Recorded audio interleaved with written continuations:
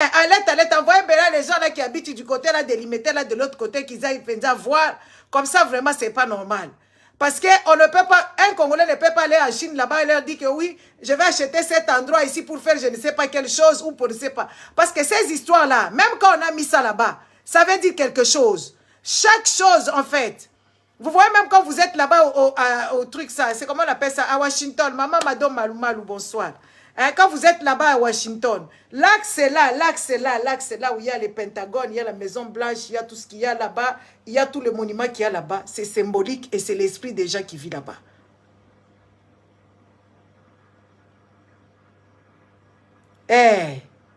Donc si c'est vraiment ça, Chilombo, il faut que vous soyez pendant la maboko. Il faut que vous soyez la maboko. Que vous soyez pendant la maboko. Parce que ces gens, ils n'ont aucun respect. Oh nyonso biso tokosala biso pe tokozwaka mausolée à papa la bango wana biso pe tokosala makambo parce que les histoires là mettre vraiment cet emblème là devant là-bas ça a des sens. Même les gens qui ont mis ça là-bas, ils connaissaient pourquoi ils ont mis ça là-bas. Moi je ne comprends pas ce pays ce pays ici qui n'a ni histoire ni quoi que ce soit. Donc tout ce qui arrive moi je ne sais pas. Parce qu'à un moment donné, makambo a Congo mo pesa biso kanda. Ka mboka mobimba oyo soki mutu alongwe balongoli kombo na ye. Soki mutu alobi en direct de Montréal. Bonsoir maman Alice. C'est pas normal. Il faut quand même qu'on commence à réfléchir. Quelle histoire on va donner? Qu'est-ce que nous on peut payer à Lumumba jour d'aujourd'hui? Awa roi comme ko kende na Congo kuna, a kende koloba ke oui voilà, roi akei kuna. Ake kosala nini kuna toyebite Chilombo atanga te akosa Chilombo baebi musala zayi kosala awa baebi ba deli nyonso Chilombo asala awa siko roi wana kokende kosala nini kuna na Congo totuna na awa toloba nani nyonso tu wana parce que biso toza na respect na biso te. Moi je ne comprends pas ces peuples ici. Oui effectivement nous les Congolais nous n'avons pas le respect, le self-respect parce que si on se respectait nous-mêmes les gens allaient nous respecter. J'ai suivi il y a 2-3 jours comme ça. Julius Malema, à Kepenza, à Boteli France Incompréhension. À Pretoria là-bas. Il est parti là-bas. Il a demandé à ce que il sa mémorial. Il y a France, l'Afrique centrale. Julius Malema, qui a envoyé à président de l'ultimatum et ambassadeur. Ayebi se soko bimite biso to vanda te. Si ko ne soki to vanda mutu moko ko bimate mutu moko ko te. Ambassadeur abimi Abimi a été respecté. Pourquoi biso ba Congolais tozaka na esprit à se faire respecter? Awa na minute oyo na Kinshasa. Eza na batu bayoka ki ke ba okende ko soutenir Est na FAR RDC. Ba kende ko soutenir FAR RDC na Kinshasa. Ba kende ko kuta na wapi na place ya na gare centrale. Batu ba komi kuna ata mutu moko azate 5 personnes. Donc pour vous dire comment est-ce que ces gens ne se respectent pas. Mais entre-temps, ils sont là de nous raconter des pipeaux. Comment voulez-vous qu'un pays qui ne se respecte pas, les humains en question, les populations ne se respectent pas, lui-même le président, il n'est pas respectable ni respectueux. Moi je me pose la question, on est dans quel monde? Nous sommes dans quel siècle? Comment est-ce qu'on ne peut pas s'inspirer des histoires des autres? Comment est-ce que nous on doit toujours comme mwangisa makamunyo so yeka ko mwangisi soku yo ye mwangisi botalaka estru o ya destruction o Chilomboza nango azwa penza zanduwana eza historique zanduwana basele lango ba documentaire so bolukia na ba YouTube o mona zanduwana mais Chilombo ya penza buki zandu tongi pe lo côté Congolais pas se respecter te Congolais pas tout na pe azo tout na pe ba compte rendu te azo tout na kuto explication mon côté sikoy be ko eso to ko ya ko yebisa bo ya ko loba na biso awa bo fingi biso ndumba insulte ya ba Congolais ya somo balobaka ndumba. Siko se balombi ndumba bakanisi balobi eloko grave. Nga kutu so fingi nga maka mususu nde osala nga pasi ndumba wana. Osala nga pasi te. N'est-ce pas? Hein? Ah, maman il faut natala hein. Il faut natala katenga la cupidité, c'est ça le problème. Je vais regarder. Mettez-moi PayPal. Mettez-moi PayPal. Merci, hein. Donc, si tu écris comme ça veut dire au Tchaki. Merci beaucoup, maman. Bocha PayPal. Oui, Bocha PayPal. Nicolas, il faut ça à 60 km, 30 km le matin, 30 km le retour. Pour la zone, moi, la classe. Bocha Carburant. Bocha PayPal. PayPal. Hein? Les amis, quand même, soyons quand même sérieux. Hein? Mboka nino ezanga histoire. Mboka nino ezanga bâtiment ya kala. Ba bâtiment nyonso ya l'état. Papa Guy Pindi merci yoza kutu yoza la na yo oza ponctuel. Ah, c'est papa ici, papa Gimpingi. Aza makambu, peda. Ye veda zaka ponctuel. C'est maman Vilni. Tozota la vrai Congo. Tozota la kalate. Eh, balobi, bango ba finga kaka ndumba. Ngala yebi na ba Congo se balobi ndumba za jeune fille à vierge. Donc, voilà, papa Willy obeti tout, obeti kitoko. N'est-ce pas? Esprit na bango ya kofinga kaka ndumba. So ba fingi yo ndumba bakalisi ba fingi yo makasi. Bato akisa so bolanda biso. Boke nena côté la biso na échanger wana. Ba kitisi biso héros national parce que Chilombo na minute oyo azo ko négocier ba kemia ko mema ba relique ya Lumumba na Congo. Na famille ya Lumumba bazo lingala bango te parce que ba yebi ke ba ko dépasser mbongo à l'état et puis na maboko ya Chilombo za traître. Na maboko ya Chilombo zo incarner esprit ya Lumumba te. Bandeko. Non, bato apoto tokoma. Ngana sina tindi ba menace na palais royal, na sina tindi ba mail. Bo tinda ba mail ebele boye bisa bango ke tokoziki sa Louise balingaka te makambwana. Boye bisa bango ka tokoziki sa Louise. Soki roi meki ko chama kolona tokoziki sango. To chamoto to tumba moto. Parce que so toziki si Louise. L'état muto akofuta, l'état za na mbongo te mikolo ya poto. Azwa ba Syria ba Ukrainien en charge. Azwa bato nyonso bazwa bango ba charge. L'état linga ko bingisa mbongo te. So bo menacer kaka ke to ko beta to ko cha moto, l'état ko yoka roi na bango ko kende te parce que on n'a pas besoin de ces messieurs là-bas. Chilombo est illégal, il n'a pas été voté. Chilombo est incompétent. Chilombo ne fait rien. Qu'est-ce qu'il va aller constater? Tous les misères qui nous ont pris. Tous les misères qui nous ont infligés. Avec leur Chilombo là-bas. Parce que c'est eux qui déroulaient le tapis rouge ici quand Chilombo vient. Les amis, allez un peu vérifier cette information-là parce que ça m'a... Et puis, ça bouffé des chaleurs. Ceux qui pendaient za bongo, mboka ngweza na ka lolenge wano comment na chinois eko décider à sombi rond-point. Ceux qui osoko ke na Chine kuna osoko lingi osomba rond-point ba opesa yo. Neti atanga na za na poto boyawa na vandi ke na tala gagner euro million na bio batekelanga ba place verte za kota atomnyo mona. Nani akotekelanga ngo? Mutute? Mutute? Bandeko. Il faut tous quand même moi radin. Mboka ngo toyebisaka bino ke batekelango Fondation Al Gore. Kaka bino bozo betela bakabila maboko, kaka bino bozo peta bakatumbi maboko, kaka bino. Comment boko za batu sans respect boy? Na koya koloba na bino boko mi kosala misogynie na bino. Ngala kipara susu bino te. Poso bomoni mwana mwasi azobima boye, azobima boye aza koloba donc azo kipe bino te. Kalko kolo bateki bakozwa kalu fungula bateki mais finalement boza bato ndenge nini bozwa ba concession nyonso ya Onatra balobaki ke bakobanda ko entreposer ba biloko kuna ba entrepôt nyonso boteka koko nyangi ateka bandaku nyonso ya l'état bandeko nanga mon petit frère papa docteur papa Guy Roger papa docteur n'est-ce pas bandeko nyonso wana, il faut quand même qu'on commence à réfléchir autrement. Ces gens ici vont nous laisser Congo wana déjà spirituellement toza mutakala parce que baninga ba utiliser ka ba esprit ya bakoko na bango. Les amis, aujourd'hui je suis en train de faire autre chose. J'adore les chapeaux et aujourd'hui je suis parti quelque part. Imaginez-vous. Je suis allé chez un marchand de chapeaux. Parce que je veux vraiment des vrais chapeaux. Voilà, ces temps-ci je suis un peu inspiré de autre chose. Et je suis allé chez ces vendeurs de chapeaux. Vous savez, il m'a dit quoi? Son magasin là des chapeaux, ça fait plus de 160 ans que ça existe, les amis. Il ne vend que des chapeaux. Et puis il y a Soldat Katé. Il ne vend que des chapeaux. 160 ans. Donc ça veut dire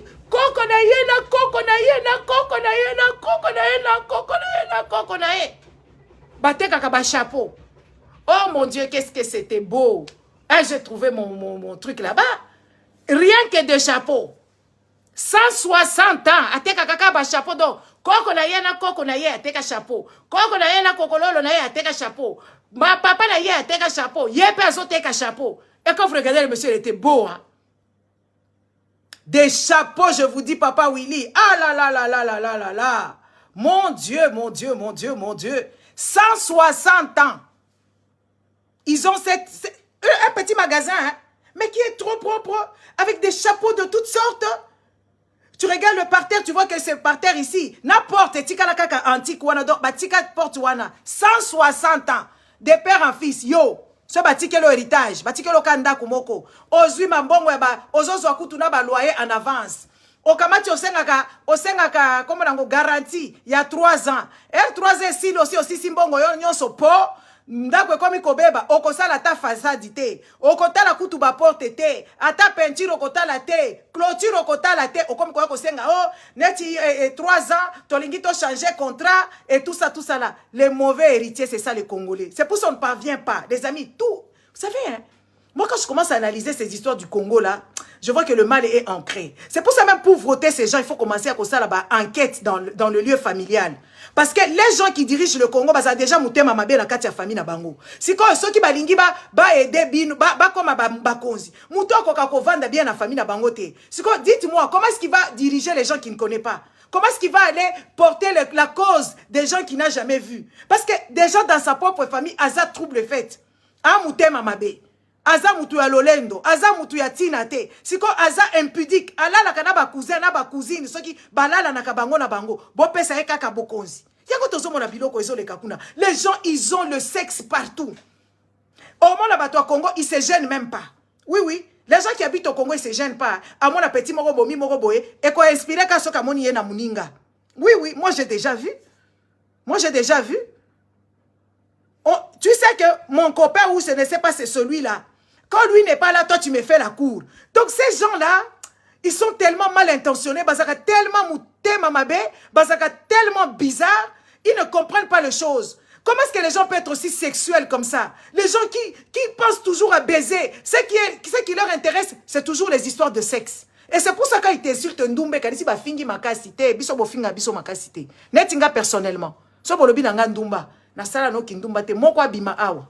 Les gens avec lesquels je suis sorti, c'était par ma propre volonté. Et souvent, c'est même moi-même qui les ai choisis. Ah oui. Souvent, c'est moi-même qui les ai choisis. Je vous dis. Donc, ce qu'on fait dans Ndumba, et ça, toutes nos connotations sexuelles. Ça veut dire que c'est pas normal. Les trucs sexuels, c'est des histoires des adultes consentants. Ou, voilà. Les gens adultes, ça veut dire 18 ans jusque...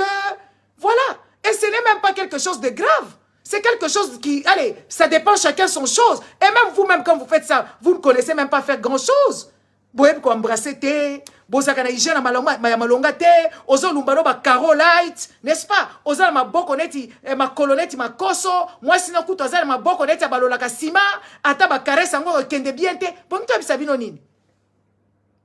Vous ne savez même pas appréhender une personne. Comment mettre la personne à l'aise pour mutwa mitika. Donc, yozo lingakaka, o salaye, pour que ne kolobobe, o lala qui est 17 fois. Est-ce que vous avez mon normal? Hein? Makambo malonga zo le kana na mboka zo le kela bino ka boy. Chilombo ateki mboka, bomoni makambo zo le kana este. Eza na ngolo kuta. Parce que des amis, oyebi babilo ko mususu. Na lobite ke guerre ezate, ba menace Kagame wana, eza ubwengi ka Josha. Baliobi pochilombo si apesi tout batukuna na Uvira batonga na bango ba pont batongi ba Museveni wana batonga ba pont babongisa banzela botuna bato Uvira botuna bato este siko na minute il faut ba ko exploiter siko bien yango na siko ba yoka na chilombo neti comme Afrique de l'Est siko ba yoka na chilombo bon neti yo petit opesi biso ba biloko nyoso biso tozaki nango besoin poto sauver yo to meka ko sala menace wana parce que mboka oyo menacer yo bandeko na ngai. Mboka oye menacé neti, le rapport diplomatique, un pays qui te menace que oui voilà, je te foutre la merde. Mais toi aussi tu fous la merde. Bota la kaba sanction. Normalement il fallait déjà carré gaz à la Rwanda. Ba bengana na Congo. Oui, carré gaz fallait akende déjà na Rwanda. Et Rwanda fallait pas bannir encore sur les ciels congolais. Pourquoi ils ne le font pas? Pourquoi ils ne chassent pas les gens qui sont là-bas? Parce que c'est de la bêtise. C'est un truc qui est orchestré. Ouais, ils ont organisé ça pour amadouer les Congolais. Parce que les Congolais, ils adorent les sentiments. Les amis, prenez l'hypothèse. Étudiez la solution. Il n'y a pas 3 jours ici, Kagame. Et l'autre là, il était là-bas. Oui, lui, il était là-bas. Il n'y a pas 2 mois. Chilombo était avec les Museveni là-bas, avec les trucs là-bas, pour mettre le truc là-bas. N'est-ce pas? Pour intégrer l'Est de la République seulement dans l'Union africaine et de l'Est africain. N'est-ce pas? C'est une bêtise. Oui, c'est une bêtise. Les Congolais, bazawana, biso neti biso vacciné à Kala. Tous ça biso vacciné, tout le monde a bandé biso bakufa biso toganga tous les jours, biso tozana matanga tous les jours. Excusez-moi. Ba pollen noyo.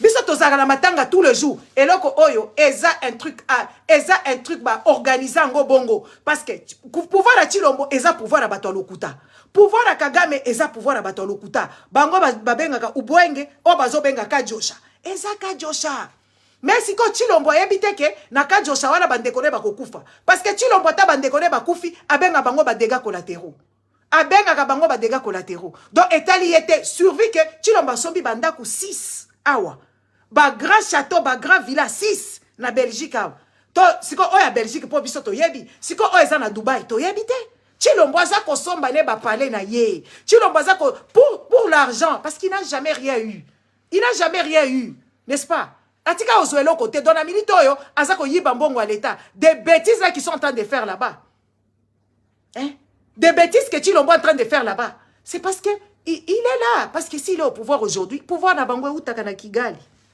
et utaka na Kigali parce que expliquez-nous Chilombo bisaki biso que oui c'est son frère du jour au lendemain s'il y a un truc comme ça supposez ceux qui obi moko kendaki kokota na Rwanda kuna il y a des fois en fait il faut juste des excuses comme vous êtes un pays frère balobi na biso bango baza ba pays nini ceux qui voisins originels, ceux qui ont voisins originels. C'est quoi qui voisin originel Nabino? Comment est-ce que lui ne peut pas vous cautionner? Seulement, il suffit seulement obi moko kaka.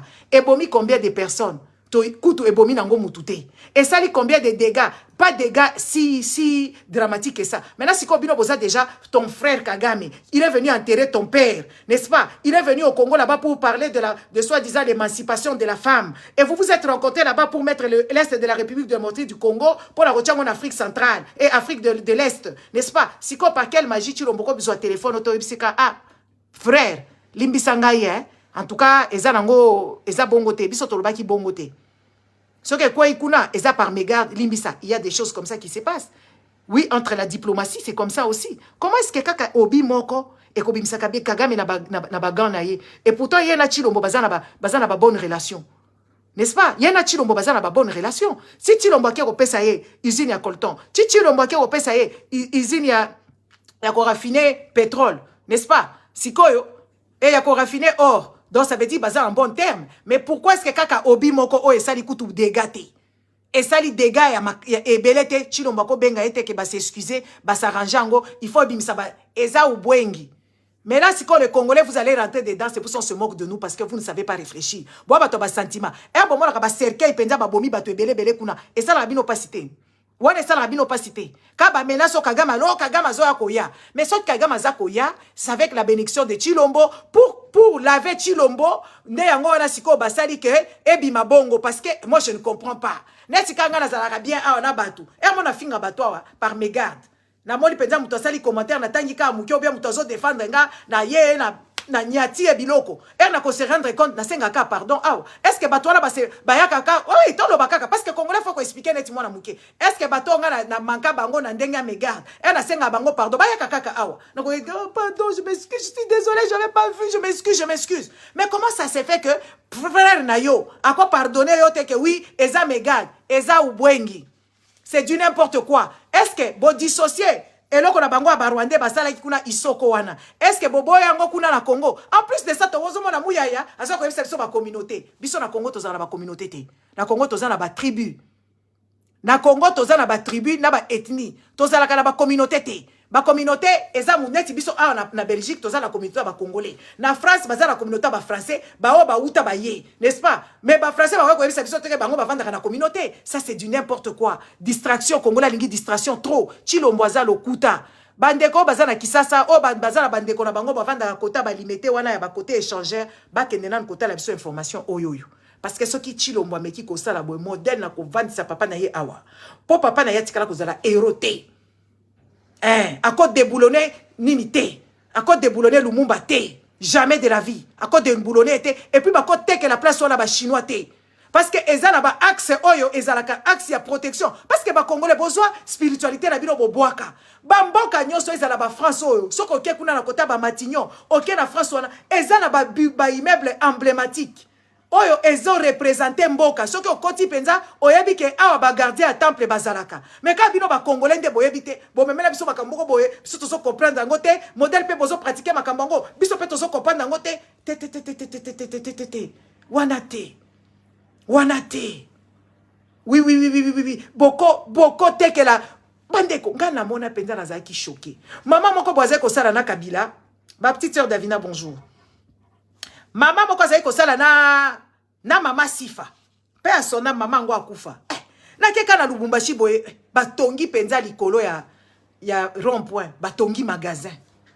Na rond-point, donc maman sombi rond-point. Les amis sont quand même respectables, non? Respectons-nous un tout petit peu, non? Ce pays n'est pas quand même un foutoir. Nous ne sommes pas sur notre planète. Nous sommes sur la planète Terre. Il faut respecter les choses. Ba rond-point wane zaka na nécessité. Awa ba rond-point nyoso bandeko nga depuis na epoto.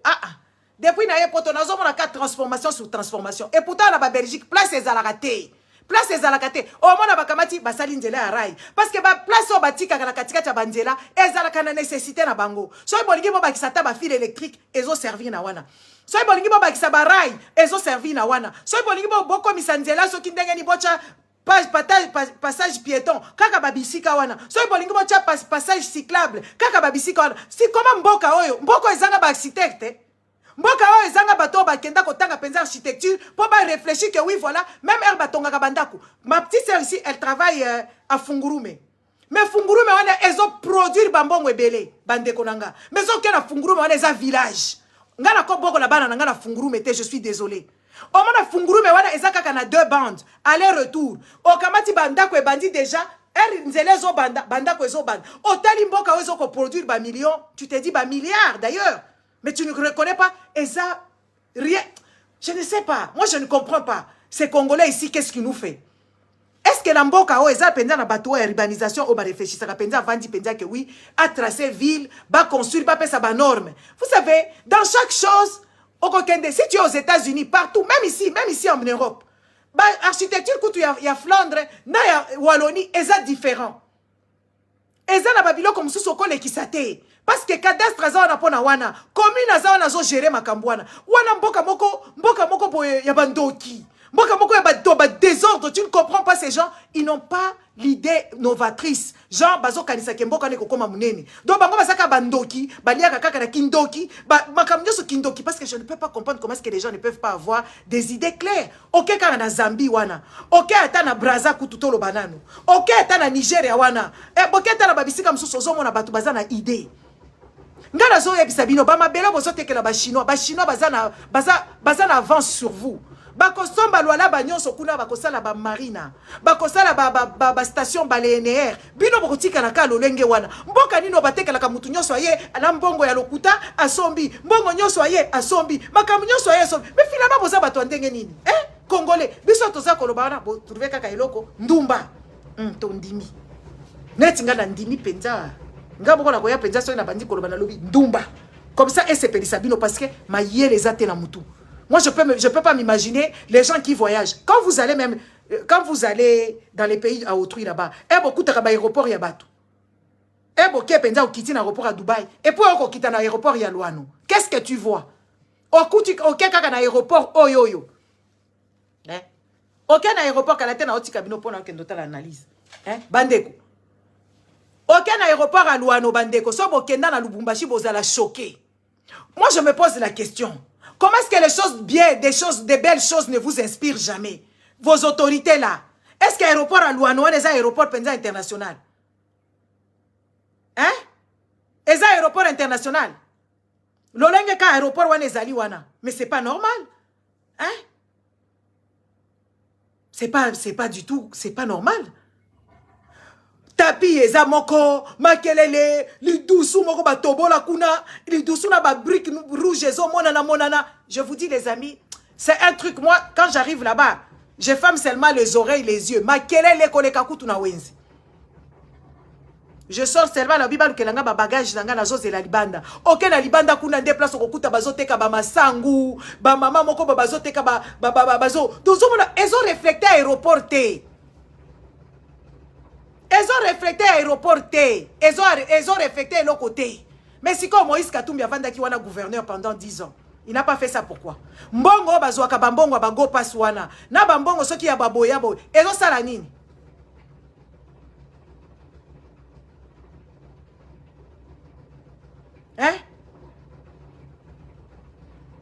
Mbongo bago pasoyo. Pourquoi bazo bongisa ba aéroport T? Ok, kutu na aéroport ya Équateur kolobate. Ya Mbujima ikutu kolobate. Bandeko. Ba aéroport ya Baloja wana scandalisa biso. Mais comment bokoza la mutema mabeboe? Hein? Comment bokoza babiloko neti ba aéroport awa bandeko? Eza babiloko oyo epesaka vie. Oui, oui, epesaka vie makasi. Nati babiso boto voyagaka mingi. E moko ye kaka boye, osambino ba parfait non aéroport. Ok, on va dire non aéroport, ozo sepela. Ozo kuta. Les amis, il y a quelques années, je suis allé en vacances en Turquie avec ma fille. Ah ouais. Il n'y a pas longtemps, il y a 2 ans, je suis passé en Turquie. Les amis. Il y a longtemps, je peux retourner. Il y a 8 ans. Je suis allé il y a 8 ans en Turquie. Ah ouais, il y a 2 ans, je suis reparti en Turquie, les amis. C'était méconnaissable. L'aéroport de Turquie, Bandeko. Et l'équipe à Charles de Gaulle. Et l'équipe à Zaventem. Et l'équipe à aéroport Ebele, Bandeko. Waouh! Waouh! J'étais choqué. Je me dis, tala baninga. Est-ce que Baturk wana? Baturk peut bâtir bango panzi likolo. Mais ils ont des gens qui aiment leur pays. Baturk peut bâtir bango panzi likolo. Mais Batuana mboka wana balingi mboka na bango. Okende na Turquie okuta ba tramway. Okende na Turquie okuta ba train. Okende okuta ba métro. Mais c'est quoi pourquoi bango peut bâtir bango panzi likolo? Mais baza na respect. Bayebi qu'on respecte le bien de l'État. Parce que bambongo yo so bati lombo bazo yiba. Ça peut faire beaucoup de choses. Hein? Ça peut faire beaucoup de choses. Otali place batu batangaka. Na ba université wala na inilu wana ozala choqué. Moi je me demande vraiment les citoyens là yango totikaraka. Bokende kotale langana nous soki information oyo eza penza avéré na koya ko vandisa chilombo awa. Ba bureau à l'état kutunde zaka mystique awa okena ba bureau à l'état des places ko sentir que oui l'état azali. Ok kaka na ba nini ba bureau ya ba l'état des places ozomona gloire ozomona que oui l'état existe. Mais ba bureau ya ba l'état ya ba Congo okuta o bazalaka na bazalaka ta na imprimante te bazalaka na papier te yonde faut son ba papier. Donc pareil dans les hôpitaux yonde faut même makila ya mutu yonde faut luka mutu même makila. Est-ce que vous pouvez comprendre ce genre d'imbécilité? Est-ce que vous pouvez comprendre ce genre de personnes qui dirigent ce pays là-bas? Yo oyebi no mutute, moi nana yo azaso qui au plus yo comme koluka makila, ba congolais ba yeba ka santé la bango normalité, ayebi te so kaza détenteur ya maladie nini, okoy kolokota ye, ba memi ye wana, ba kosala kutu ba analyse ya kitoko te, ba tie mwana no maladie. Ou bien ba tie makila ya lokuta. Makila o ya ndenge wana te. Ah, ceux qui vont opérer, parce que ce n'est pas à moi de le faire. Ce n'est pas à moi de trouver quelqu'un qui va venir là-bas. Ce n'est pas moi. Hein? Yo kaka ome ozobota ome mabagan ome bagan wana kochango babisika o bampese bazali place ba moustique bazali o bandi comme mabagan wana kobota mwana na yo. Mais c'est pas croyable. Siko yanga na kwa koloba awa ofingi ngandumba. Mais oza mayele te yo za kizengi. Biloko wana eza biloko moko eza quand même impossible. Moi ici, des amis, vous me voyez ici. Je suis pour moi tranquille. Ma fille, elle a eu un grave accident. Cheville cassée. Cheville cassée, tendon bousculé. Elle a eu ça à l'école. Direct, elle m'a mis en urgence. Nga bazo benga nga awa. Bazo ebisanga kaka ke oui. Mujou nga na yambi nga pe téléphone te. Nazaki na lali nga pongi. Baye ko benga siko la personne de secours. La personne de secours a bandi ko benga benganga na bina si la bouda qui est na juika téléphone. Oui, allô binanga. Oh, tu fais quoi? Tu vas bien? J'ai dit oui, je vais bien. Oh non, Victor, elle a eu un accident et tout ça, elle est déjà aux urgences. Mais c'est, allez, l'hôpital dit que c'est grave. L'état na banda, elle aussi, et pesinga kanda, et pesinga souci, na lobi, mon Dieu, qu'est-ce qui lui est arrivé? Yaya nanga wana lobi nanga, laisse tomber. Là, yaya na ye mususu atanga kanagan. Akende kotala makambo wana. Nga na vandi nga ndako. Parce que qu'est-ce que je vais aller faire? C'est vrai que c'est mon enfant. J'ai mal, n'est-ce pas? J'ai mal. Hein? J'ai mal, c'est mon enfant. Je ne vais pas me donner. Ton père, toi, Jacques Aigle, j'ai insulté ton père dessus. Là, je l'ai mis. Ton père là qui a un moche visage, qui est décédé, je l'ai mis là-bas sur ma page. Aigle, ceux qui me push. Yo, Jacques, ceux qui aigle. Na tia papa na yo kuna na fingi papa na yo. Na sina exposé longi papa na yo. Ozamu longi ma belle etika neti papa na yo. Papa na yo pe akufi azaka pe mutema mabe. Na sina exposé na page nanga ke kondo kotal. Comme ça tu ne viendras plus ici. J'ai insulté ton défunt père. Je l'ai mis là-bas dessus. Na fingi papa na yo. Azana kati ya page nanga. Likolo wana na che ye penza. Na che photo papa na yo. Comme ça tu viendras plus montrer tes sales fesses ici. Espèce d'imbécile. Après moi je me suis dit Navandiawa, la petite là, elle est partie, elle a fait tout le truc. Directement, bah, kotikuna, na réunion. Toi là, bah, koti na réunion, n'est-ce pas? Bah, koti na réunion, bah, lobby, waouh, waouh, oui, j'ai insulté ton père. Ton père qui est moche, qui est là, sur ton profil, je l'ai insulté, je l'ai bloqué là-bas. Ton père, il est dégueulasse. Ça se voit que le cœur que ton père avait, c'est ce que toi, tu possèdes aussi. Parce que ton père, quand tu le regardes, Aza est longué, na yebite modèle à Koufelaki, so kazalaki ndengenini. Na fingi papa na yo. Comme ça, tu viendras puis poser tes sales fesses ici. Ok? Je l'ai insulté ton père. Je savais que c'est ton père, ton défunt père. Je l'ai insulté. Fais maintenant ce que tu feras. Si tu as un enfant digne, tu dois déguerpir d'ici. Parce que tu ne peux pas faire insulter ton père qui est décédé. C'est pas normal. N'est-ce pas? Si tu as un enfant digne, tu vas quitter d'ici parce que tu seras choqué qu'on ait insulté ton père. N'est-ce pas? Parce que l'éducation de ton père est ratée. C'est pour ça que je me suis référé seulement à ton père. Et j'ai exposé la photo de ton père qui est mort. Comme ça, tu viendras plus ici. N'est-ce pas? Alors, qu'est-ce qui s'est passé? Je suis restée pour moi à la maison tranquille. Ils ont fait des réunions là-bas, les médecins et tout ça. Ils ont dit non, comme elle est encore, c'est quand même grave. Ils vont étudier le dossier dans une semaine. Bah, ça, là, opération. Moi, ma fille était en salle d'op. Moi, je suis rentrée pour moi, à la maison. Je n'ai pas entendu, on m'a appelé pour demander le sang, ou on m'a appelé ici pour demander les gants, ou on m'a appelé pour demander ceci. Elle est rentrée dans la salle d'op, parce qu'il fallait aller trop tôt le matin, parce qu'elle était prévue ce jour-là, n'est-ce pas? Oui, elle était prévue ce jour-là. Hein? Et voilà, on l'a opérée. Elle-même, elle s'est réveillée. C'est là, elle m'a appelé, elle était stone. Elle m'appelle, oh maman, ça avait trop duré et tout ça. Et je suis partie au chevet. Le lendemain, on est rentré à la maison. Après une semaine, on est reparti là-bas. 3 spécialistes, les amis. 3 spécialistes avec un stagiaire, spécialiste orthopédie, naba spécialiste yamiku, comment on les appelle, j'ai oublié leur nom. 3 spécialistes, Vandeli Petit. Bah, étudier, bah, expliquer, comment bah, note. Stagiaire, parce qu'à l'hôpital où elle est partie, c'est l'hôpital universitaire. Les amis, attendez. Parce que nous, quand on vient parler ici, nous, on ne dit pas que est bon kaka du coup, mais qui a quand même le minimum de respect, qui a quand même le minimum de faire les choses. Parce que ces gens ici, ils ne comprennent pas que oui, voilà, il faut toujours commencer par quelque chose. Hein? Il faut toujours commencer par quelque chose. Mais nous, on ne voit pas clair. Vous ne commencez rien du tout. Au contraire, on bandi ko somba sapatu, yomoko bandi ko bonga, yomoko comme si tu lomba comme ta masoko. Masoko est comme une etisoki yaba karega. Attendez-moi.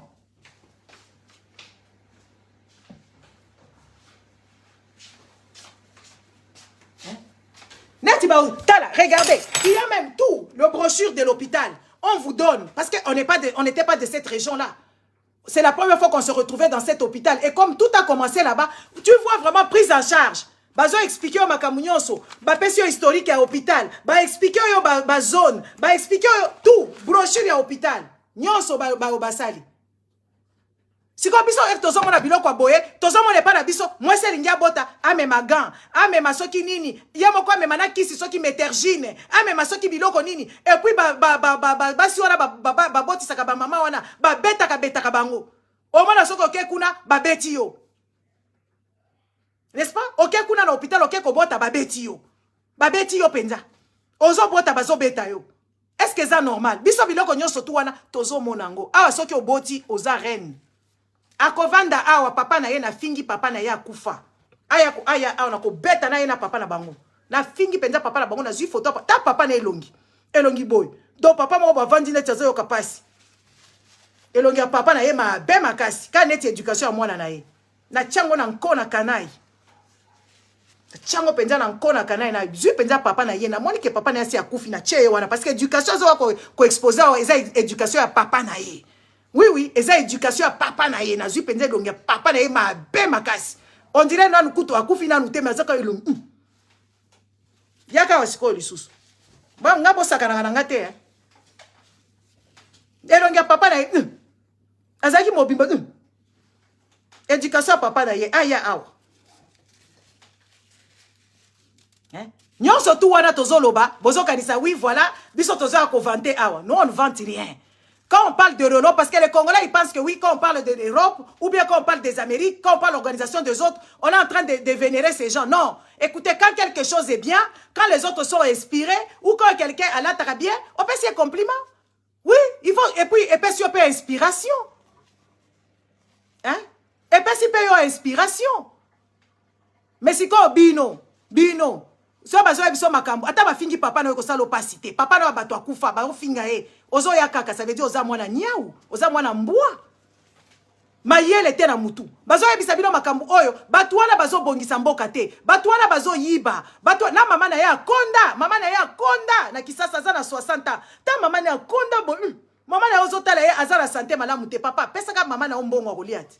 Yo moko zaka kizengi. Mama na ya konda bo, zala zo pe photo mama na yo. Na sina zo yango déjà. Sakala na nganga sakala na batuta Oyebinga bien te tuna baninga bakenda basenga pe pardon. Mama na etala. Ka maman moko boyeka lenga boyeka pesa mwana na éducation te. Éducation ozola ki seza éducation maman na yo arata na papa na yo akufa bazaka lolenge wana ka maman na kaza boyeka konda ka konda nzala. O tozolo bela pe ka maman na yo wana ti. Boya ka boyete po boya ka boyete.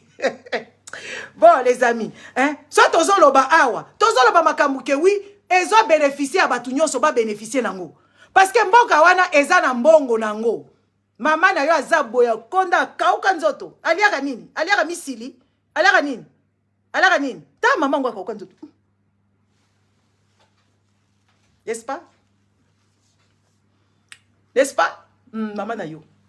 Après, tozolo balabilo makambu, oh est normal, vous ne voulez pas comprendre. On vous dit que l'Afrique a des potentiels, vous ne voulez pas comprendre. On vous dit ceci, vous ne voulez pas comprendre. Mais finalement, comment est-ce que vous pouvez vous éterniser dans la misère? Parce que vous êtes victimes. Nous tous, nous sommes victimes. Est-ce que Lumumba a parlé? Est-ce que ça pas site? Est-ce que ça pas site? Est-ce que penza? Anga papa nanga bogo, c'est ça au photo papa nanga de bon mona papa nanga ma deblo. Akufa na ye me akufa penza engambe mobali papa nanga. Mayele. Yo quand vous sentir. Yo quand vous bien sentir nango. N'est-ce pas? Tozo koloba makambo mboka, tozo ya koloba injustice ozo le kana mboka wana où il y a plus une classe moyenne, où les gens vivent dans l'extrême pauvreté, où les gens n'ont pas de poubelle, les gens n'ont même pas de toilettes. Ils n'ont même pas de papier toilette pour s'essuyer les fesses. Il faut que tu sois pour s'essuyer les fesses. Bana bavandaka mitakala, bana bavandaka libanda, bana batangaka te, et c'est quand même c'est pas possible. C'est pas possible. Au moins, bango bazo somba ba palissade, au moins bango bazo voyager, au moins bana na bango bazo kosala ba fête na ba jet privé. Et ça, il faut être stupide pour ne pas comprendre ce genre de choses.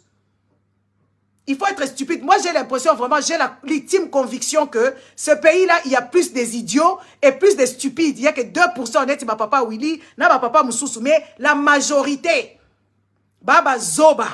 Moi, je répète encore, la majorité des Congolais, soit qui sont partis à l'école ou quoi que ce soit, Baza Bazoba. Bazoba ya kosakanate. Parce que vous ne pouvez pas vous laisser comme ça. Vos femmes vont accoucher dans des conditions extrêmes. Vos trucs. Ah, wasiko na moni ba Congolais ba comme kosala matanga. Ba Congolais bazo sala matanga. Matanga ya nini? Oh, fio ya kufi. Comment na yenani? Hein? Ah, Marise Ntumba yo po comme kofinganga.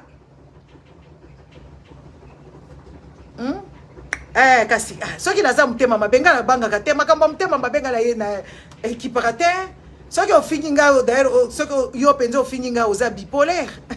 Il y a pas le matin si tu étais contente. Anga bosaka na nganga te ngai naza na camarade te makambo ya Congo naza na mista te. Ah oui ki miste ko kufa na minute. Oui ngai naza na camarade te na makambo ya Congo naza na camarade déjà ngai kutuko naza pas difficile ya ba camarade. Je suis trop sélectif. Bon, je disais, awa tomoni fi moko ya théâtre akufi. Batu bazanga respect ya baninga. Bakie ko filmer fi wana azala ki bazui ba photo na ye akonda kinzoto. Bakie ko filmer ye na kati ya morgue ndeko na komi kolola wana azala ki komi sumbela. Azobela tomoni binote? Tomoni bolingote? Fi wana zobela tomona ki binote? Sango kutu te. Boke kaka na morgue, basi batandi muninga mwasi. Ndeko na azolela na pasi nyonso na mutema, bokamati bo filme ndeko na ye, po bozwaka ba information ke ndeko na ye alobi ke ye fi yango azalaki komi sumbela na maladi, ndeko na ye atiki bana, azali koya ko changer ye. Comment vous pouvez être des psychopathes comme ça? Comment vous manquez du respect à autrui comme ça? Comment vous pouvez manquer du respect à autrui?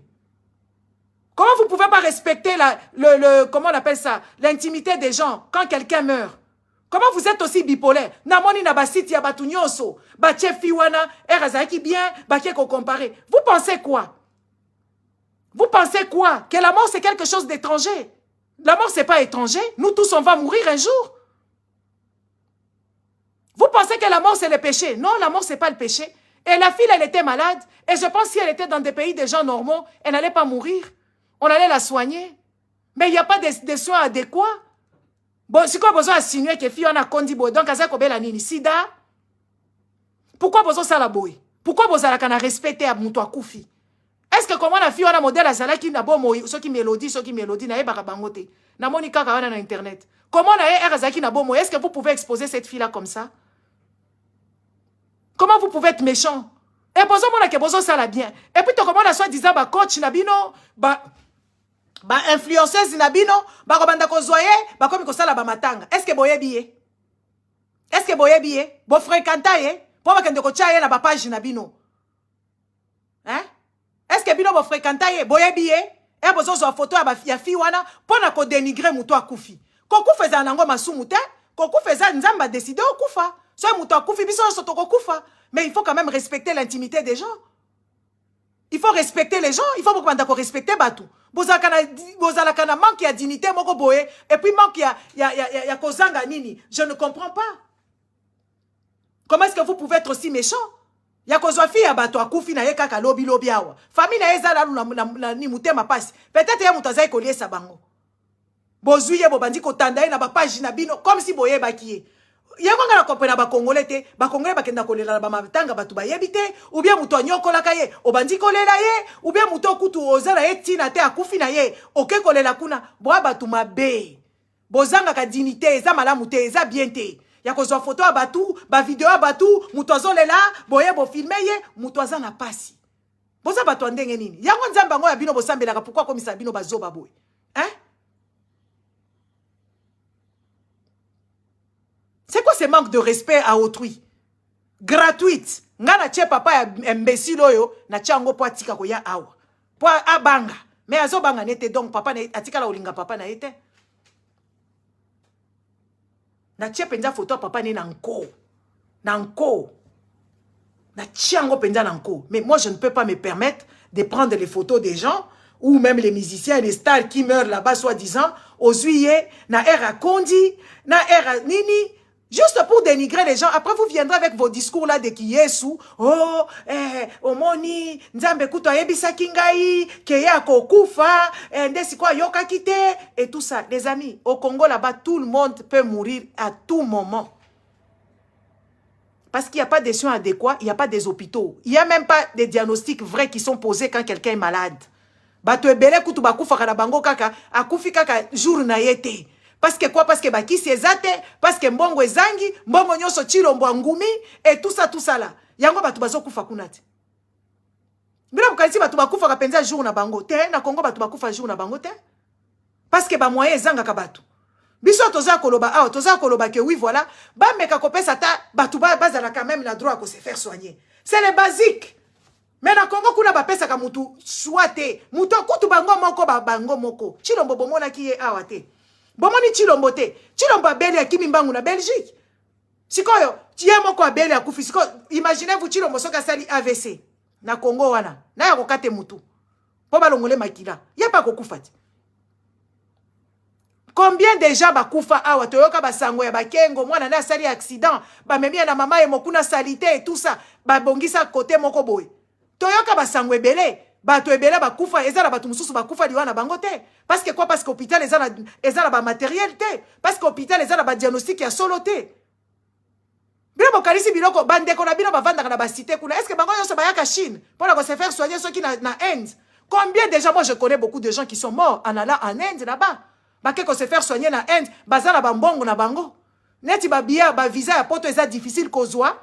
Bakeko se faire soigner na Inde, bakeko kuna bakosi bango, bazuzui bambongo na bango, bazongi na Congo, mikolo muke mutu akufi. Siko biloko wana soki po neti ya wanauti koyebisa no, leki nanga moko wa médecin za awa. Aza médecin na Botswana. Comment ça se fait ba médecin na biso so bakena bamboka mususu bakoma ka ba médecin ya solo? Na Congo baza ba médecin ya solo te. Parce que na Congo, bazo pesa, bazo chambongo ebele na santé te. Bozui goyo ministre ya santé, muyibi munene. Muyibi ya munene. Et pourtant, azan accord médical. Et pourtant, ayebi comment est-ce que ba ministère à ba santé na bamboka musu c'est ça les maka. Tolobi te ki apesa biso sécurité sociale so ki andenge nini te. Na fiske kocha hygiène. Kocha hygiène na kati ya ba hôpitaux. Parce que batou ebele bakenda kuna na ba hôpitaux ba lokoti ba maladie mususu. Vous pouvez vous imaginer, même ici en Europe, il y a des microbes. Et pourtant hygiène ezaka irréprochable awa. Combien de fois ba hôpitaux murwa wa neza kuna na Congo? Hein? Combien de fois? Combien de fois? Hein? Si quoi biso toza koloba awa, bozo loba bêtise. Chilombo liaka na Kagame tout le jour. A présenter bino kende konaye, botu na kaete. Madafaka. Hein? Chilombo tomoni modèle azo pesa Kagame biloko nyonso. Ye bozo condamné ete. Bozo condamné ete. Bozo condamné batu mususu parce que boza ba nyama, parce que éducation na bino eza raté, parce que boza ba bizengi. Hein? Makambo simple bazo yebisa yo zo kokate. Yo kutu na Canada na kenda kotala ba photo na yo. Tu es un raté. Tu es un dingo. Na Canada, oza zoba. Namoni ba photo no, mobali mobimba, alata ba chaussette moko tia wana moi. Azo beta ba poster abana mike, azo sala ba biloko boy. Mais tu es un taré. Tu es un imbécile. Ça se voit que tu as raté ta vie. Tu n'as même pas quelque chose à dire aux gens. Et tu ne peux même pas te présenter aux gens parce que tu n'en vaux pas la peine. Et c'est pour ça que je ne voulais pas t'exposer. Toi, j'ai exposé ton père. Nanko. Na canaille. Nanko. Na tche penza papa na yo. Na moni penza ki a kufa na tcheye nanko. Sala onyo so sala. Ta papa ngo. Baso ko bisa bino makambo awa. Tout peut arriver. À tout moment, moutako kufa. Parce que ba diagnostic posé. Moi, na moko neve ya camarade nanga utiko kufa awa. Oh, ayoki ka mabebo ba ke ko sale ba diagnostic ya bien te, ba ke kuna ba comme yo te bon kana no scanner. Comment boko traiter mutu sans ko poser ba diagnostic à bien, sans ko sala e prise de sang, sans ko tala e bien. Boke ka bo poser ba diagnostic bo bandi ko soigner mutu. Boso bo mabatuti. Biloko nyonso wana mbongani wana zaki médecin wa yebi makamnete elekanaka awa. Na fiske maître l'hygiène et de l'ordre. Et faire assez que continuité à apprentissage à médecin et continuer. Parce que les médecins ont ça l'ordinateur. Parce que les informaticiens. Ils ont tanga biloko moko ngaku tu na sekaka. Si on a qu'à hôpital ko ça la test ou quoi que ce soit na sekaka. Na kenda pas cardiologue jour wana. Na so yebise mais comment ça se fait? Oui, ça m'a coûté 10 ans de ma vie. Pour na koyeba ko tanga biloko eza na ordinateur. Ertozo sala makamnyo sotu wana. Mboka mobimba bazanga ba couveuse, mboka mobimba bazanga ba scanner, mboka mobimba bazanga ba échographie. Docteur ebele na Congo, ba il kotanga échographie te. Comment la bakokosa yo kokobota mwana mbali. OK, bonjour akobota boti mwana mwasi. Boye ba biloko wana pesa ba tout traumatisme. Poka na Congo ba yebi kosala ngote. Awa kutu batu ba porta kango plainte. Ngo o diagnostiquer nga que oui voilà, o détecter mwana nanga za mwasi et na boti mobali. Oyebi ke mutu déjà se focaliser na mutu na ye que oui akobota mwana mwasi. Akoma bo boti mwana mobali. Oyebi ke ba porter la ngo plainte. Na Congo il est kakanango douce comme une lettre à la poste. Ba opposer ba diagnostic à l'okuta, ba kokosa ba maladie à l'okuta, oh là là là là. Ah wa to ko sauver nani belle sœur na biso ah. Oh azana problème, azana kyste na ba ovaire, azana kyste ba fetobi tete. A changer hôpital. A kende kana hôpital mususu. A kende na armée du salut. A kia kuna balobi azobela gastrite. Donc bango basi babandi ko kolo balingi ba longola ba ovaire, balingi ba kata ye na libumu. Est-ce que vous pouvez vous imaginer un pays comme ça? Et toi, tu as tes parents là-bas. Yo, maman na wana konda kuna. Hein? Maman na ozo mona kaza santé malamu te aliara bien te. Aza peut-être na maladie mususu na nzoto. Oh, bako secourir yo zoko ya kofinga batwao. Imbécile. Hein? Ces histoires ici, quand même, il faut quand même qu'on commence à commettre la santé. On ne blague pas avec la santé des gens. On ne blague pas avec la mort des gens. Akufi yango na matanga na koma penza. Ngana matanga na koma penza bato bako yana bako yate. Boko yate o makambo ezalaka o exposition du corps. Boko itala ngate. ngana kokoma penza na kozala très strict parce que batu oyo baza na respecté parce que soko si okufi mutu nyonso ko se permettre ça n'importe quoi te est-ce qu'on se permettre ça n'importe quoi. C'est pour ça vous les gens qui étaient ici biso tozoka ba assurance décès, tu as le droit de donner tes souhaits, de dire que tu veux en restreinte, tu veux pas des gens comme ça, tu veux pas ceci, tu veux pas cela, parce que ces gens ils sont mal intentionnés. Comment est-ce qu'ils attendent, hein? Comment est-ce qu'ils attendent toujours que quelqu'un meure pour que ba ya na batongo ba Kinshasa wana on dirait ba psychopathe na bana na bango ba banga kasubi bembete bango moko ba mona kango normal ko kende ba matanga batu nde ba komi ko sala ba live na bango nde ba komi ko loba bilobela ba komi ko luka ba famille ba komi ko yeba makambu ba komi ko misa ba problème ba ke boza ba problématique. Non, moi je ne comprends pas. Moi je ne me vois même pas na kena matanga mutu comme ko kanga ba photo pour que ça fasse quoi? Pour que ça fasse quoi? Ok, la matanga batu mato ikako komi koyoka makamunyoso bazo discuter kuna uyo komi et ça maladie hein. Place où il faut revendiquer ba droit na yo yebi ko revendiquer en côté. Place il faut senga penza ba respecter yo o yebi ko se faire respecter te. Mais à la fin c'est quand même pathétique. Comment vous ne pouvez pas dissocier des choses sensées et des choses qui sont insensées? Les choses sensées c'est de défendre ses terres. Des choses sensées, c'est de demander tes droits vis-à-vis de l'État. C'est ça les choses sensées. Mais ça, vous ne savez pas. Matanga batunde bokendaka kuna. Starboy, abela ki kutu mingi, akonda ki, asumba ki na bilamba, ende siko kutu, bazanga ki tambonga kofuta, ngana kenda ki kotala ye, na pesi ye $20. Ferme ta gueule. Ferme ta gueule, vous racontez des bêtises au longueur de journée. Na coach na bino, na soki to basalaka ba YouTube, ba monaka makambo bongo. Il y a beaucoup de gens, vous savez les Congolais, boza mutema mabe. Vous savez, quand j'ai fini de faire le live, je suis parti faire des courses. Je suis rentré dans un magasin exotique. Je sais que c'est un Congolais. Je connais pas la propriétaire du magasin. Mais j'aime acheter chez les Congolais. Na koti kuna, heureusement na koti 2 personnes que je connais très bien. Une que je connais bien, une que je connais qui était une de mes proches. C'est quoi une là, je la connais aussi, mais bon, voilà, on n'est pas proches. Et elle là, l'autre là qui me dit, eh, y'a qu'on peut s'habiller mbongo, tozo mono na ba vidéo, ozo mbongo ebele na YouTube. Nga la bisi, moi je fais pas pour l'argent. Demande la personne avec qui tu es. J'ai toujours été comme ça. Moi je fais pas quelque chose pour l'argent. À moins que quand je vais travailler, oui, je le fais pour l'argent. Mais comme ça, je ne le fais pas pour l'argent. Et quand tu me vois sur YouTube là-bas, ou quand tu me vois sur Facebook, je ne suis pas payé. Je le fais gratos. Et je donne mon temps à mon pays parce que vous êtes ici, non? Vous êtes content. Vous bénéficiez de la sécurité sociale. Mais les autres se sont battus pour ça. C'est ce que je fais si vous n'avez pas compris. Moi, je ne le fais pas pour l'argent. Nabi demande à la personne, parce que l'autre avec laquelle elle était, l'autre qui disait par rapport à l'argent, j'ai dit, demande-là, elle me connaît bien. Elle connaît de quoi je suis. Elle connaît mon cœur et elle connaît ce que je peux faire pour quelqu'un.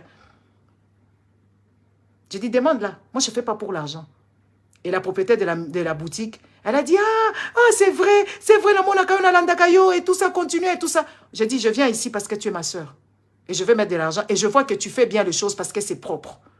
C'est pour ça que je reviens. Et je n'ai pas besoin d'acheter de choses ici, hein. Mais je viens seulement, j'achète. Nazai nanga la posate na sombi kaka maniok na bimi na kei. Donc les gens ils pensent que vidéo, ma page n'est pas monétisée. Il y a des femmes, beaucoup de Congolais qui font des vidéos méchantes au longueur de journée. Netifi wana kufi, bato YouTube, ma maman YouTube ya Congo. Ba kosala ba vidéo po bazombongo ya YouTube. Ba kokosa makambu, elle raconte des bêtises au longueur de journée, des mensonges. Oh mon Mélodie atikaki akomika na titre. Mélodie atikaki testament. Baye. Mwana Kongola lingaka ba show ya modèle wana. So tolobi mboke zo zika awa. Bako yete? So bayoki kaka na YouTube kuna balobi. Mélodie atikaki testament. Baye babandi kosala ba vidéo. Mwana mwasi ya bato akufaki kuna soki nani wana kombone nani. Monique soki Monica soki Angelica. Basali ba vidéo ebele. Pour bazwambongo na YouTube.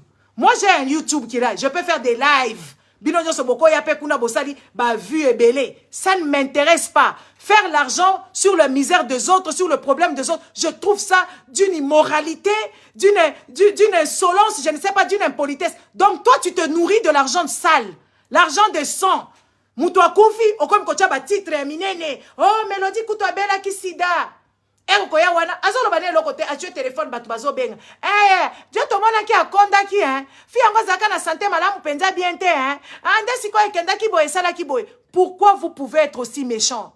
Pourquoi est-ce que vous ne pouvez pas faire des choses sensées? Dire des choses bien. Il y a des femmes youtubeuses qui sont concrètes. Comme il y a papi na mami. Basala kabiloko na bango propre. Mami ake alambi lambi na ye. Papi ba moko ba vandi ba expliquer makambo ya couple, ba expliquer makambo ya hygiène et tout ça. Ozomona batu bazala bolingo ya mboka. Ozomona batu bazolinga ke oui, ba peuple azo inspiré batu. Mais oh ba maman ebele oh ba vandi wana na YouTube. Oh mona ba mususu ba ekoko tingi. Ba tia ba maquillage neti ba ndoki. Oh mona ba vandi wana ba lati ba bilamba na bango ya ba Versace na ba Louis Vuitton ba tia ba rideau na bango kuna ba zaneti ba ndoki. So ki neti fi wana kufi bo kende na YouTube oh mona ba mama YouTube na bino. Ba bonga pete bazaka ni classe ni beauté. Oui photo ya bisabino bazaka ka batu moko homogène boye. Batu moko homogène ozo comprendre sens na bango te. Batu moko nene évoluer. Donc, batikana na koko ya bandoki, ya kozwaka ma solo ya batu. C'est comme une fille, une tantine, c'est pas une fille, une sœur à nous, qui fait aussi des vidéos. Elle a essayé de faire un peu de la comédie, genre, pour expliquer, Babylon quoi, porti porta oyo. Yaba Dubaï. Mais elle a pris elle a raconté une histoire, mais elle s'est appropriée cette histoire. Bandeko. Baken nango na YouTube. Bazui mama tete bayaka. Bazui tete bayaka bakomi koloba mwana mwasi oyo bazaka pe mayele te amen aliaka nie botela penza makambo zo expliquer quelqu'un qui va manger le caca à Dubaï est-ce que pourquoi on sait la bino mea culpa pourquoi la personne viendra faire le mea culpa chez vous c'est vous ses parents elle prend l'histoire elle explique comme si c'était elle comme les Congolais ils ne comprennent pas que oui voilà ça c'est l'ironie ça c'est dérisoire et ça c'est comme ça ba comme ko panzani ni wana na moni pe na ba pasteur bazui likambango ekomi ya bango. Namoni na ba pasteur libolo wana ozo finga yo eza ya mama na yo muto ozo finga libolo nde ya mama na yo ozo finga no ozo comprendre te na ba ndeko na yo ya basi nde mabolo na bango ozo finga awa yanga te ya mama no asumba yo kwe yo nde ongo ozo finga awa. Vous voyez, ce n'est pas normal que vous pouvez le malheur des autres ça vous fait de l'argent et puis vous êtes fiers de vous bon c'est pela na makambongo. Et puis, pour ba titre, moko ya mabe makasi. Oh, abela kiboye, asala kiboye. Ce n'est pas normal. Ce n'est pas normal. Vous ne pouvez pas faire ce genre de choses. Cherchez à faire d'autres trucs. Cherchez à conscientiser les gens d'autre façon. D'une autre façon. Bo beta ba masolo la bino bo sakanakate. Bo sakanakate na ba mawa ya batu. Parce que batu wana ba bungi saka batu. Eza batu na bango. Balinga ka bango. Baza na besoin te boya ko exposer wana boko saka kolela awa na mona batu mususu vraiment botika ba aventure na bino non bola tele biso ba biloko kwa batu mwindu boye ko sala biso ba matanga et pourtant boyebi mutu angote ngana lela rate na matanga batu na olela te ngana matanga mutu na kolela ona yebi histoire na yoko zaki mutu malamu ngana niveau ngana sina komi na kokende na matanga na talika na telemika bona otala so pense zaki mutu mabe na koleka pe liboso na pesi pe témoignage na bia zaki mutu malamu te azaki mutu mabe. Oui, parce que bino ba Congolais so mutu akufi akomi ka mutu malamu. Ata zaki mutu mabe, azaka mutu malamu. Mais ça n'a pas de sens. Ça n'a pas de sens. C'est ça en fait. Chilo bonjour akokufa koma mutu malamu, Nyakero akokufa koma mutu malamu, Kabila kuto akoma na ye mutu malamu bosuko la ye. C'est pas normal, ça c'est manque de dignité et manque de personnalité. Parce que ça oza mutu normal, okosa la makambo lolenge wana te. Soza mutu normal okoke de la bamatanga batute o bandi kolela o yebi kutu makambo zolela te mutongo etika koyeba ete o même au contraire eza mutu abebi sa vie na yo mutu anyokola yo akonyokola akufi o bandi kolela o bandi kosala ba éloge ngana leka niveau wana na yebi ke mutu nyosa okufa mais ça, je ne peux pas me permettre ya kozwa liwa ya mutu na sala nango mbongo na kozwa ba photo mutu na yebi te na banda ko chango wana ata ba condoléances moko moi ça m'est difficile hein. Nete mona mutu a posé mutu na bango moko akufi kuna oh bino nyoso bokomi rip oyebi ce qui est anniversaire oko souhaité te so mutu a tie photo na za kitoko oko souhaité te oko souhaité te bino ka batu bakufa kande bino biloko esepelisa bino chaka mutu akufia bayebi yete oh rip paix à son âme mais est-ce que bayebi so ya kozwa paix est-ce que mutu nga zaki mutema malamu est-ce que zalaki bien tout ça quand on vous dit vous ne comprenez pas. Il y a des choses qu'on ne peut pas faire. Vous ne pouvez pas pleurer comme ça. Vous ne pouvez pas commencer à faire des histoires, à faire l'hypocrisie, parce que c'est trop sale. Moi, je trouve des gens là hypocrites. Oh, vraiment, je suis de cœur avec toi, Lokuta. Ah bien, mais l'oba vérité. L'oba vérité. Ola koko sa makambo. Parce que vous avez l'habitude, il y a quoi un sentiment, ça fait de vous des gens bizarres. Les gens qui ont leur famille là-bas à limiter, allez un peu vérifier cette information-là. De la Chilombo. Bonne soirée. N'est-ce pas? Au revoir. Bah, hypocrites, oui, les hypocrites. Oui, les hypocrites, tu ne peux pas comprendre. Les hypocrites hors pair. À quoi peut matanga comme Kotonga?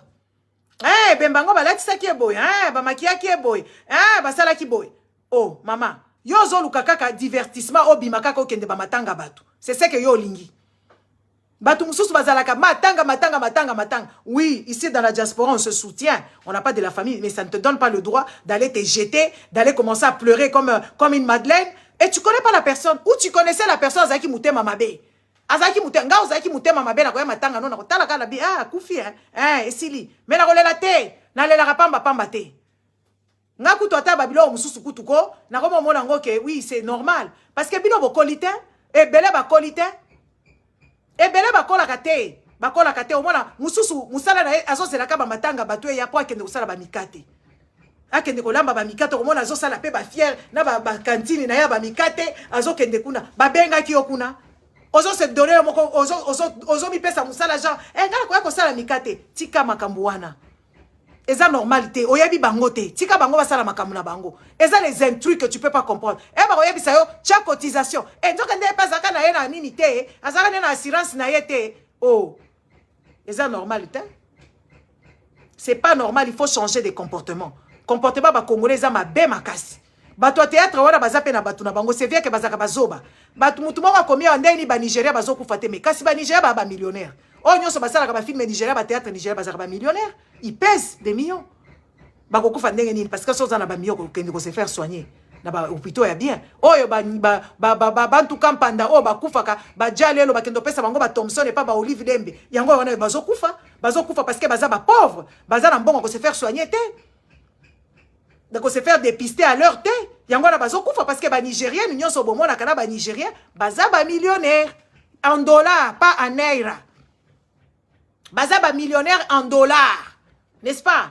Oui, oui. Ba leki ba kofi na bambongo, ba fio ba Nigérien, na ba mibala ba Nigérien ba saka théâtre. Ba leki bango. Baleki ba kofi na ba jibe, baleki bango na bambongo parce que bambongo na bango neti ba jibe wana jibe azui mbongo parce que ayibi mbongo na bana na ye ba pesi mbongo makangu e ya mobali ya papa na bango ya mama na bango nde ba jibe ba komi na mbongo jibe azalaki awa bomona ki jibe azalaki kofungola mbanga na ye ke ya azalaka na mbongo miziki nini jibe asalaka ba concert pamba oyo jibe akomi kokende kosala na ba Al de la Gombe azokende kosala ba concert ezangi mutuna makolo n'est-ce pas nde mbongo na jibe azosoloba jibe azui mbongo awa bana ne ba yibi mbongo ba ye kopesa ye ba ko pesa ye na mwasi na ex femme na ye mutu ba yibi mbongo ba ko pesa ye nde jiba comme ko zo ba debe dashu est-ce que avant makambo ba caméra oyo bosi bo mona jibe na abe dashu bosi bo mona na abe dashu jamais jiba za na kwa na ye azo sala musique na ye foireux oyo kuto abimisaka album ata moko tata single te depuis a telema wana asala ka susu eloko te akoma ko sala ba concert na ba Al de la Gombe mbonga ngwe ba millionnaire oyo jiba comme ko ya ko beta biso moi j'ai fait mon argent avec la musique JB ferme ta gueule tu racontes n'importe quoi. Ferme ta gueule. Tu racontes n'importe quoi. Tes filles ont volé l'argent, ils sont venus te donner. Tu es un receleur. Le jour que les histoires du Congo aussi là, yo petoko tia yo na mutalaka toko tuna yo. Yo jibe mpiana. Toko tuna yo. Ba fi nyonso bato basala ka ba film ba Nigeria ba millionnaire. Donc ce qui fait que Mercy Johnson so ka beli, a kokende na États-Unis ko se faire soigner et puis a fouti nini na union na États-Unis. Ba pesa ba visa pamba bango ba kenda Amérique Angleterre pamba donc ako se faire soigner oya bino bato théâtre oyo bato théâtre bino ba pauvre lo moko ko sakana te otali nanu hygiène de vie na bango eza malamu te soit baza ba obèse soit ba kauka nzoto muto normal ozomona ete otali ba mabunzi on dirait ba meli ba mungwa ba masoko moko bo essayer déborder ba komi ba vulgaire ba mama top ba tia bi mabele na bango wana libanda ozomona batu moko sans moralité. Ozomona bango bazaka ka babizengi. Bazoke kende ko betelaka ba Olive Lembe, ba kende ko betelaka ba Olive Lembe maboko, ba boya Denise balinga penza Denise te po Denise asanza bien te. Do batu mubimba ba kenda na kinga kati po ba mela ba fanta ba koka. Bon, est-ce que bato lolenge wana baza normal? Sikoya bazo kufa nde ba kokunda bango, mama Olive neti boya, akoya apesi bango ba saki ya boye, ba ram ya Thomson, ba carton ya soso. Comment bato bako se limiter na kolia? Et pourtant ba œuvre na bango na yebi ba West Africain ba tonga nango ba ndaku na ba Sénégal. Ba teka ngo ya kosakana te, ba DVD ezalaki kosalema, ba West Africain ba nginda makasi. Nga naza kosala propagande, naza ko boya, so na kute na West Africain na bandi ko gaze. Na botola kutu mumususu na botola ba CD na ye. So ki ba DVD na botola, naza ko lingate. Parce que ba papa Doudou wana bangafura wana bakufa ba pauvre. Ba œuvre na bango ezali, ba le mondial bakufa ba pauvre. Ba œuvre na bango ezali. Mutuni na ko restaurant ta yango, abanda ko sala ngo streaming ba parents na bango bazombongo. Et le côté parce que bango bazama yelete neti bachala mwana ba mama ya bazoba, bango nyoso tu bazoba. Bazo yebisa bango komba elingi koloba bino pe bokozala ba bénéficiaire parce que bako futa bino ba droit d'auteur na bango. Bota la kaka air match ya foot beti, batie njembo a Queen wana, we are the champion. Donc mbongo wana erba wana ba utiliser ngo na kati ya Stade de France wana mbongo wana kokota na compte ya Queen mais Queen akufa kala siko bino ba œuvre na bino bazo utiliser ngo bozaka ka ba mibimba boy awa de bientôt au mois de juin le mois prochain dans quelques jours commémoration Papa Wemba est-ce que ba organiser ngo bien na omona bato à Londres de bazo sala ba biloko moko boy comment est-ce qu'on ne peut pas honorer ane ba congolais bozala ba problème congolais bozala ba problème ebelé à kosakana te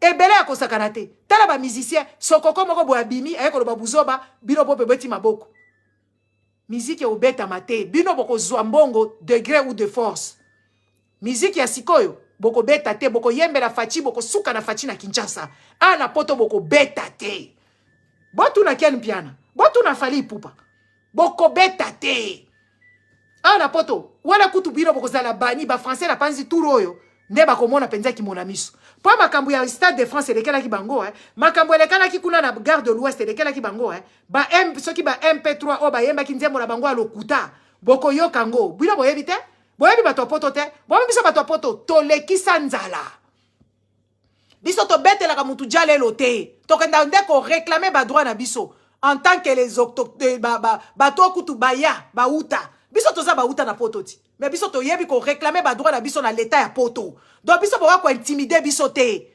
po biso na poto to liaka bana na biso batangaka biso to vivaka na jalelo te mutu na mutu aza patron na ndaku na ye okoza lo sala no ménage okoza la pe ozala no na chômage mais oza patron na ndaku na yo ofungoli penza porte karaka cha obimi na ndaku no vanda ka pe na ndaku no yo moko biso toza bato kisasa te bato nzala oto ya ko mona o kofi to mona ke pamba zoba oui ba kofi wana to mona bango ba zoba parce que ana poto muto avanda ke pa muto azate muto dépendant na muto azate l'état kuto banga ka biso poso ko réclamer ba droit na o ba pesio yango so sali kutu chimvundu kutu ba komi ko calmer attendez madame attendez on va voir ba droit na biso toza na ba droit na biso donc ba musicien pam ba obino bo beta bango ba jalo bombo na bango danser a biso to mona bango rien to mona bango elote ba musicien o bozo mona o ba daju banani to mona ka bango rien azana ba million ya ko liesa ngate nga leta nde makambu musala na ngande makambu ba droit na ngande makambu ba bêtise na bino boya ko yebisa batwa o kofi kutu kofi boy biso to ka pina ba kofi o ba Gimson to kana bango Gims aza awa nationalité française bazo boyela ye combien de congolais ba pesa bango nationalité kutu sans hésiter baza kutu batikala ta ko contribuer te na France ba pesa bango nationalité Gimson ba pesa ka été ba pesa ka été pourquoi ba boy na bango balingi na bango te azo senga ngo na ndenge nyonso malgré Tshisekedi apesi ye passeport diplomatique azo senga kaka malgré Tshisekedi apesi ye passeport diplomatique Gims azo senga ka passeport li passa o saka na passeport rouge sakana passeport rouge o saka na passeport rouge Gims aza na potati malgré ba million na ye il n'est pas accompli il n'est pas accompli Gims na bino wana asa accompli te boy bisanga lelo na tongo toza ko discuter na mwana na nga tozo solo la bisinga maman tu sais sur les réseaux on dit que Dadju sa chanson là c'est raciste j'ai dit non c'est pas raciste c'est la culte à sa personne boy bisanga Dadju wana ke ko sala film bandeko ye Dadju a engagé combien de personnes ou a créé penza entreprise ya munene na Congo que oui voilà a pesi bato Regardez ces gens avec petitesse d'esprit. Batouana, papa, la bangoise qui est responsable. Bazala qui va clochard, sans abri la France. C'est comme ça, qu'est-ce qu'on a à voir? C'est ton père qui avait plusieurs femmes et il était là en train de ne pas vous prendre en charge parce qu'il n'avait pas de métier. Oui, il n'avait pas un métier valorisant. Parce qu'il y a une musique qui n'a pas été. Il y a un bon passé. Si on filme, alors on sait l'ango. Est-ce que ça a un sens? Tout le monde dit Copernic, Copernic, muto ça, il filme.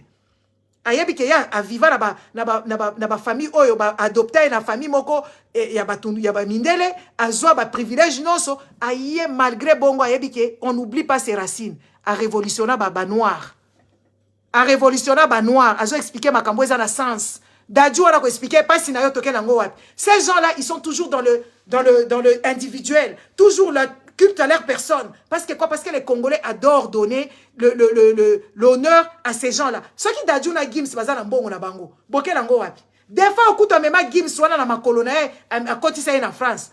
Tout le monde a eloko, yé, a salé la yété. Na bomo, y a des fois, à tika au ça a été sans franté. Les gens radins, les gens méchants, quand ils arrivent quelque part, ils pouvaient faire un featuring là des fois. Parce que grâce à des fois, bah, parents, bah, si batika na kisasa, des fois, on m'a na makolo, même yéti na France. Est-ce qu'à valoriser des fois? Rien du tout. Hein? Et puis après, vous demandez pourquoi est-ce que vous n'évoluez pas.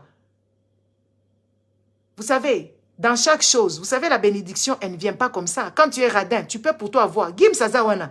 Yé, rêve à Gims, il faut un passeport, il y a rouge. Mais azo zwangote. Malgré ba million na ye. Malgré ba jet na ye. Ameki a sala neti France que oui, na sali au chantage. Na ke ovanda na Maroc. Balobi kende na yo. Johnny Koutou basala e bêtise. Johnny a qui a changé de nationalité. Papa na e belge, ba boy là. Parce que ils sont les réglos. Ils regardent les choses. Quand c'est pour les intérêts, tu ne gagnes rien du tout. Quand on te voit, tu es trop pressé. Tu ne donnes, on ne te donne pas. Mindela baba zobate. Mindela baza logique. Yango ba konzabino. Yango ba mone la kachilombo. Parce que bango ba kendara na ndenge moko boye. Yozo kansoza yu oza yanki. Nete Gims. Il a fait chanter les Français, dire que oui, je m'en vais vivre, je ne vais pas payer les impôts en France. Il dit, casse-toi. Il est revenu encore. Il a comme il senga li sous ozo senga kaka ba piote ba français ba si ba boyi. Parce que bango baza na posa ba matisa bana na bango. Pona yo obeb c'est la bango musique na bango. Oui, les Français n'aiment pas les Français au mikolo ba conservatoire. Ba linga musique a Gims té. Ki a baby ça penza conserve nini ba vocal na ba notes. Ba linga lete. Yango ba boy la ko pesa nationalité.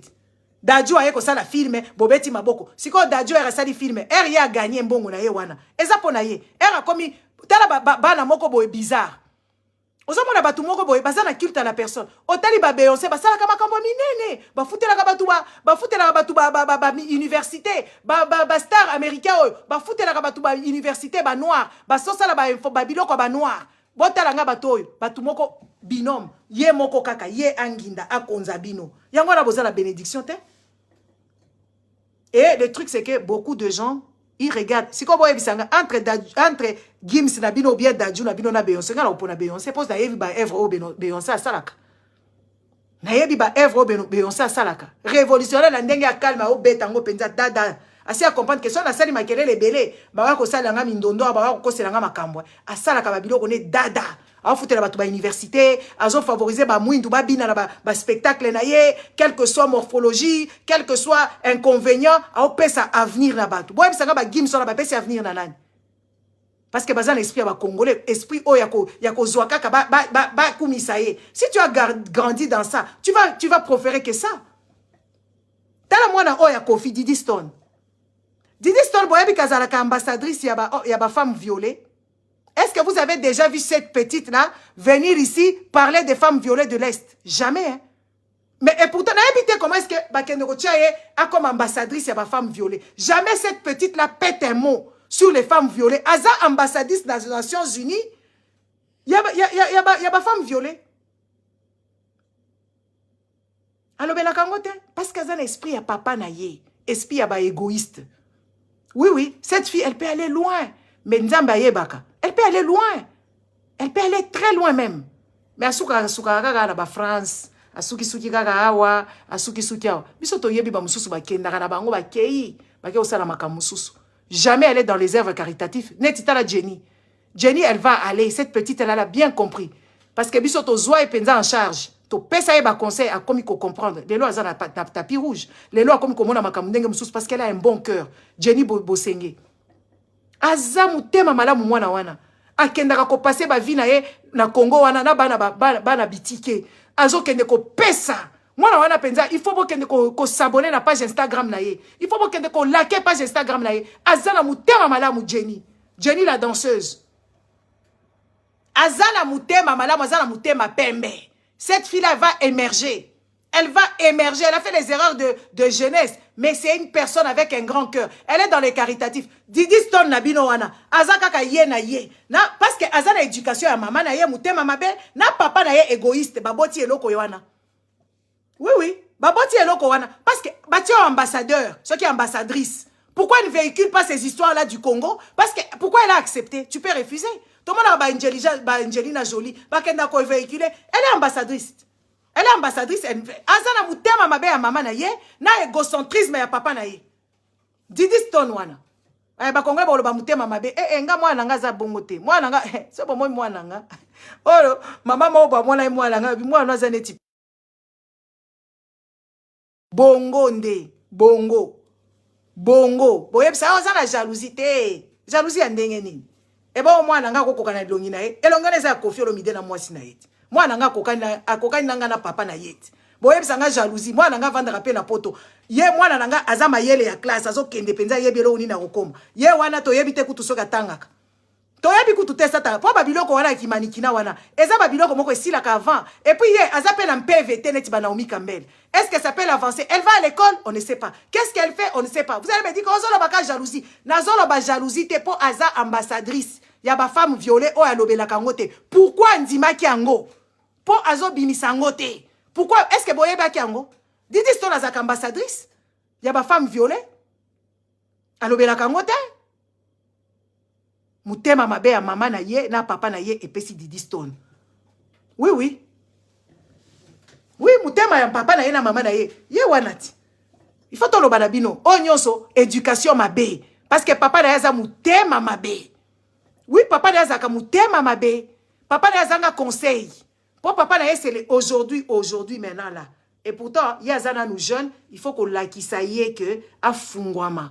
Ko fungwama ezana ba façon ebele. Boye bien, neti docteur Mukwege oyo, docteur Mukwege akomona kama kambu na ye tôt ou tard. Rapport mapping wana ekozala ya koyebana parce que livre docteur Mukwege modèle était kami, surtout aux États-Unis. Livre ya docteur Mukwege. Oyo livre oyo nani, comment ça s'appelle encore? Je l'ai lu, je n'ai même pas encore fini ça. Modèle était kami, Oprah lobeli yango. Bila boyebi odimani nani Oprah zalaka nango aux États-Unis. Comment est-ce que cette femme elle est célèbre? Azo penza livre docteur Mukwege à brandir rango. Boyebi combien de personnes ba sombi livre wana? Combien de personnes ba za édifier na makambo Congo au papa na koma kuna? Tôt ou tard, papa wana parce qu'il s'est sacrifié, il a donné sa vie. Bino bato pamba pamba neti ba Zakari ba nyamanga nyangala kata oyo bato bazanga éducation. Bo komelaka jamais. Oui, bo komaka jamais. Na makolo o bo comme il pendant la cheville ya papa wana un scientifique, un homme qui a de valeur, un homme intègre, un scientifique. Tout ça la bino kaka docteur Mukwege verra ce qu'il veut. Rapport mapping wana ekozala. Ekoyokana. Chilombo koyokaka soni parce que Chilombo kozala aux arrêts. Moi je vous dis, il sera aux arrêts. Je vous laisse, analyse, papa Willy, analyse ici et bandit. Analyse ici et bandit. Hein? Donc, je vous laisse. Marie Ntumba, maman, attention Nangai. Fais très attention. Hein? Je vais te dire des bêtises, tu vas aller dormir mal. Moi, je ne manage pas. Si tu viens ici pour m'insulter, fais très attention. Hein? Nature en garde, aux amoisi. Vanda sui. Vanda penza sui. Po ngana yo tokolata maillot de bain. Marise Ntumba. Ngana yo tokolata maillot de bain toye awa. Comme ça ngana yo toko vanda penza fara. To s'explicaner. En maillot de bain. Bikini. Vous comprendre? Tokolata ngana yo tokolata bikini. To tokoya ko s'expliquer awa. Na pesio ka avant goût. Bonne soirée à vous tous.